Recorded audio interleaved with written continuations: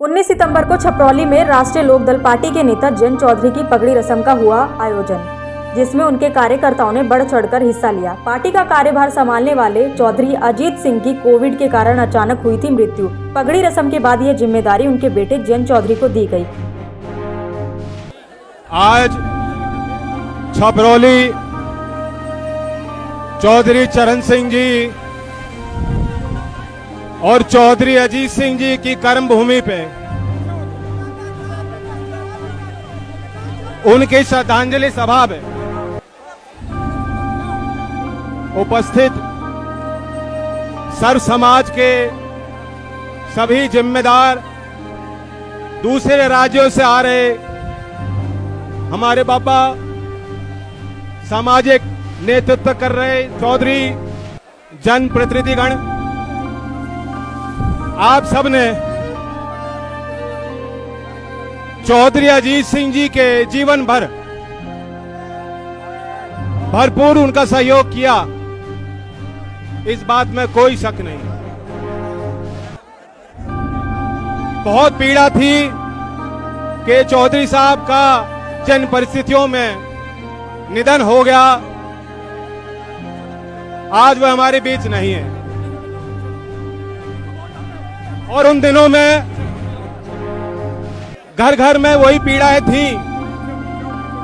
सामूहिक तौर पे ना आप मुझसे मिल पाए, ना मैं आपको देख पाया, और ना ही चौधरी अजीत सिंह जी के अंतिम यात्रा में आप उनका दर्शन कर पाए। और इसलिए आज यहां छपरौली के लोगों ने खुद बीड़ा उठा के ये प्रबंधन किया, आयोजन किया। मैं इसमें जुटने वाले सभी परिवारजनों को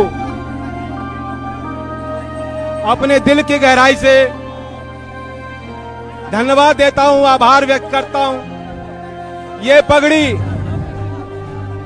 ये बहुत गहरा विश्वास, बहुत बड़ा आशीर्वाद जो आपने आज मुझे दिया, मैं अपनी तरफ से यही कहना चाहूंगा कि जो आपकी उम्मीद है, जो आपकी आशा है मुझसे, उसके अनुरूप कार्य करने की कोशिश करूंगा। उनकी पगड़ी रस्म के बाद हमने कई कार्यकर्ताओं से बात की, जिन्होंने अपने विचार व्यक्त किए। मैडम, गांव अभिषेक चिकारा मेरा नाम है, गांव खानपुर, जिला मेरठ, सिवाड़ खास विधानसभा से हम आए हैं। हम यहाँ चौधरी साहब की आज से 4 महीने 14 दिन पहले चौधरी साहब जिनकी वजह से आज हम इतने फल फूल रहे हैं, क्षेत्र हरा भरा दिखाई दे रहा है। चौधरी साहब पूर्व केंद्रीय मंत्री रहे, उनका देहांत हुआ था। उस समय कोविड की महामारी का दौर था जी। तो हमने सभी पूरे देश में, प्रदेश में, गाँव में सबने अपने घर में हवन करके, पुष्पार्पण करके चौधरी साहब को श्रद्धांजलि दी थी। आज हमारा सौभाग्य, हमने तो जीवन का सबसे अच्छा दिन मान रहे आज हम कि हमें चौधरी साहब के आने का मौका मिला। हम तो पैदल पहुंच गए थे, हम तो यहाँ तक भी आ गए, हम तो मान रहे कि वहीं पहुंच गए। हम तो, हमारे बहुत भाई पहुंच चुके और गांव के लोग भी हैं। तो हम तो ये कहना चाहेंगे कि सरकार इतनी, मतलब सरकार बहुत आई होंगी, अंग्रेज भी आए होंगे, मुगल भी आए होंगे, लेकिन इतनी निकम्मी बेरहम सरकार हिंदुस्तान में कोई आई नहीं सरकार आज तक।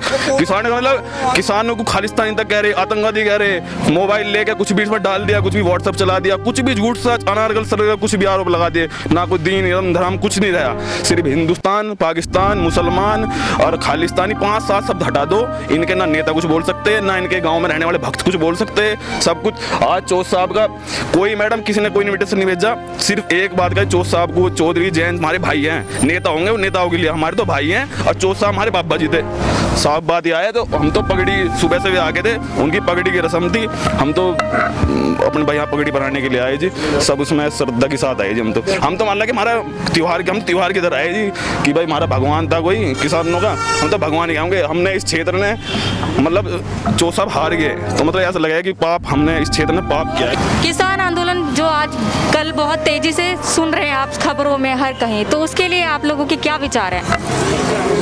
उसके लिए विचार ये है कि पूरा जो है ना किसान मजदूर पूरा बढ़ चढ़ कर उसमें पूरा जी जान से समर्थन है सभी को। जो किसान आंदोलन है, कहीं ना कहीं आपको नहीं लग रहा कि वो राजनीतिक रंग ले रहा है?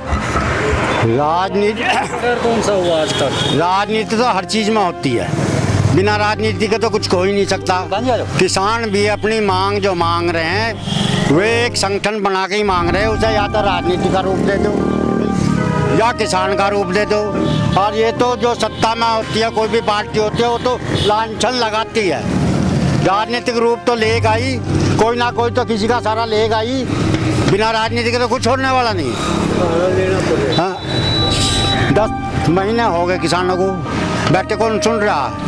कौन वहाँ मिनिस्टर गया है, कौन मंत्री गया है, कौन वहाँ प्रधानमंत्री ने जाकर पूछा तो किसान भी कोई यहाँ क्यों बैठा है, किस लिए बैठा, उनकी मांगों को सुनते। 400 मर गए, किसी ने पता? हाँ जी, कोई श्रद्धांजलि अर्पित नहीं की, इतने लोग मर चुके अब तक, किसी ने आज तक उसका शोक व्यक्त किया है?